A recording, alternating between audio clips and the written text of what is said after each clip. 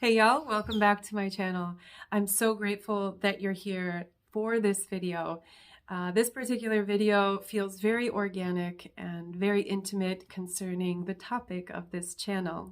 The topic of frequency health is something that I'm very, very interested in, and I participate with it every day. I understand how to read frequencies, how to see beyond the things. I think you can call it a sixth sense. Some folks call it clairsentience. Some folks just call it woo-woo. But the truth is that frequency health is a science and also an intuitive knowing. And that's really what I was after when I started this channel and this journey. The study tells that Dr. Yellen, a scientist with some apparatus, was able to measure the frequency of different fabrics. Now, for me, that placed it way too far out of reach. It completely mystified the whole thing, and I'm just not okay with that.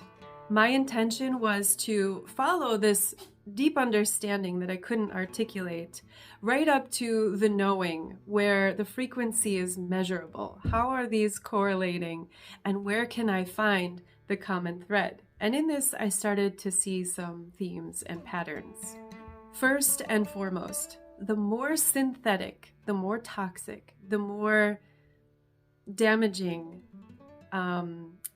any of the fabrics and their processes were for the earth, the lower the frequency. On the flip side, I also discovered that the more regenerative, the more supportive it was for the earth, the higher the frequency. And so this then distorted or supported the human energy field. And of course, this study, these principles can be then paralleled and mirrored in everything that we do, everything that we purchase. And ultimately, that's what I'm trying to do here in my home, in my life.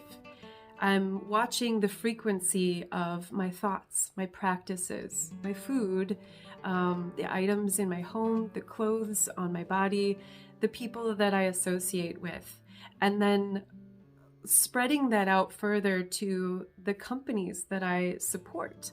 This journey has really come full circle for me in that I've discovered how I myself may intuit and have the knowing and sort of assess the items that I have on my body and around my home. So what does that mean? That means that I no longer have to deeply investigate. I've found this place where I understand. All I need to do is ask myself a few simple questions before I make choices on what I do or what I purchase.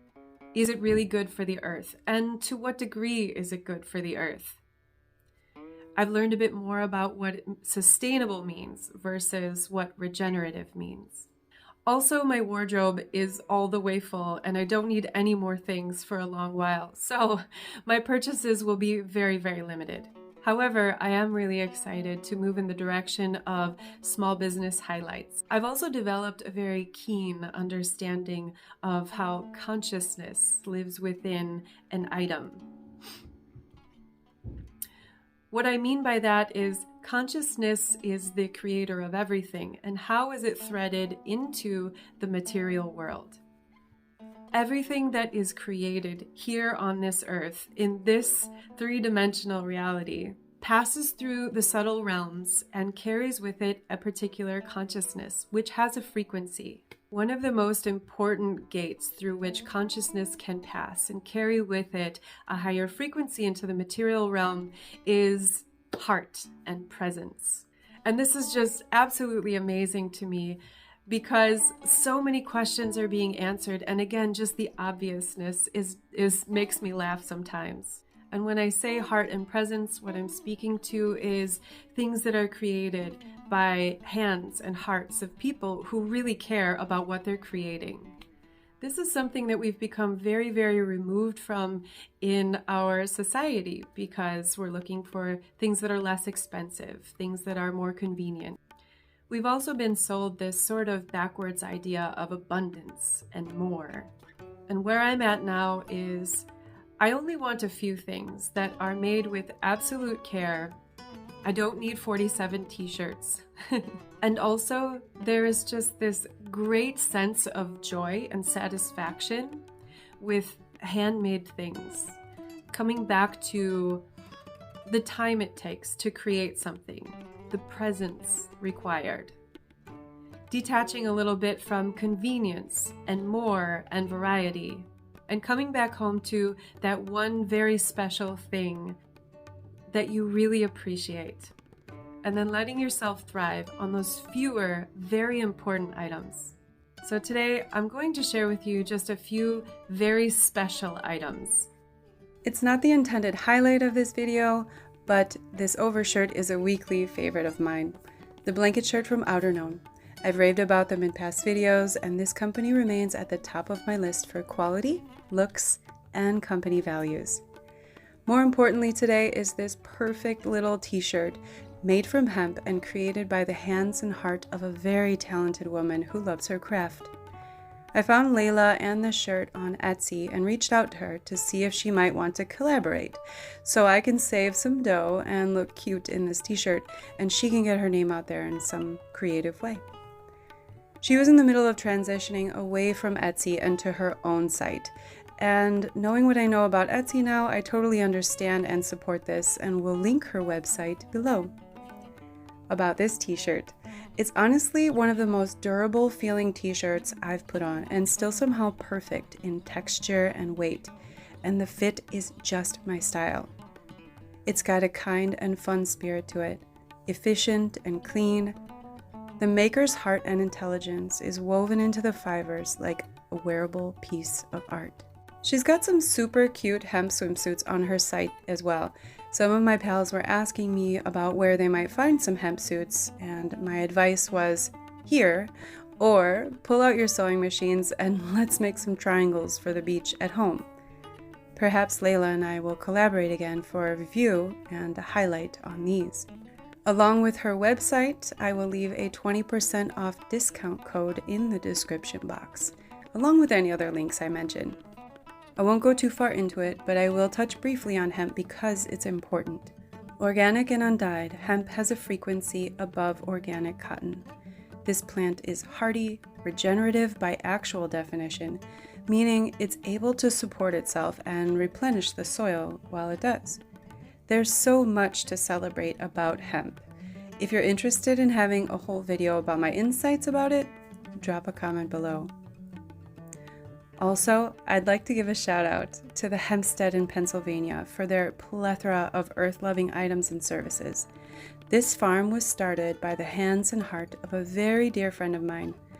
I can't say enough about him. Seriously, just go subscribe to everything connected to this farm and support folks doing the good things. So many plugs today. I hope you like it. Next up, I want to share with you the fruit of this journey for me. In pursuit of higher frequency, more supportive practices and items, I'm discovering that a much greater, more rich expression of all of that is making its way through me. I began to look for these higher frequency clothing items because I just felt completely dulled, like this constant fog. I went to bed every night a little nauseous.